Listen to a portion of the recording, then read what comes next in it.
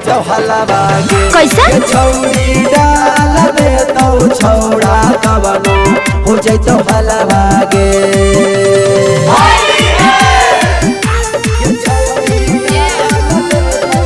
ओहो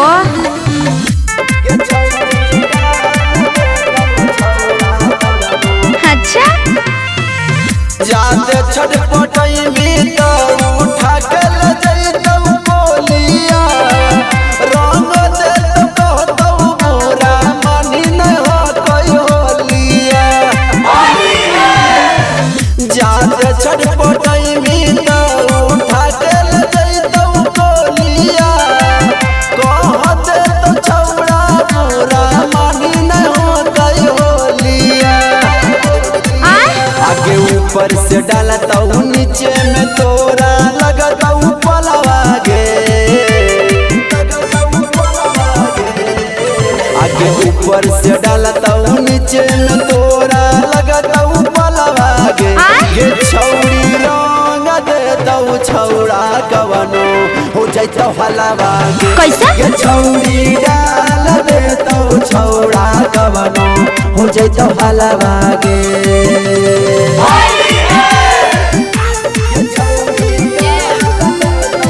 ओहो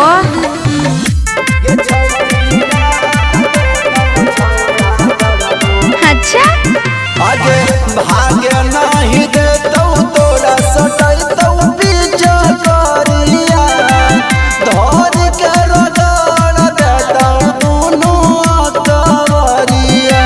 पागल है के भागे नहीं देतौ आगे सटैतौ पीछा करिया देतौ रगड़ दुनू धइ के कवरिया। आगे लाल पियर कर देतौ तोरो सकलवा गे।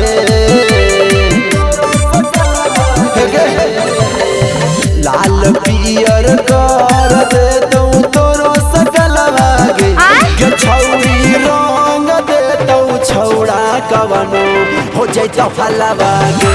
ये छौड़ी डाल देतौ छौड़ा कवनो हो जैतो हलवा गे।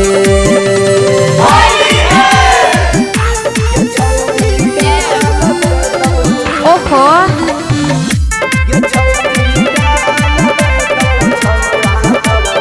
अच्छा फगुआ में सनकल कैसा भे छौड़ा के मानावा डाल दे तो छौड़ी तोरो दूध में जोराना। फगुआ में सनकल कैसा भे छौड़ा के मानावा डाल दे तो छौड़ा तोरो दूध में जोराना। आगे सरवन बिहारी धर्मेंद्र के छौड़ी बिगड़ल हो चलवा गे। आगे गुलशन आना जसवा के छौड़ी बिगड़ल हो चलवा गे। गे छौड़ी डाल देतौ छौड़ा कवनो हो जैतो हलवा गे। गे छौड़ी डाल देतौ छौड़ा कवनो हो जैतो हलवा गे।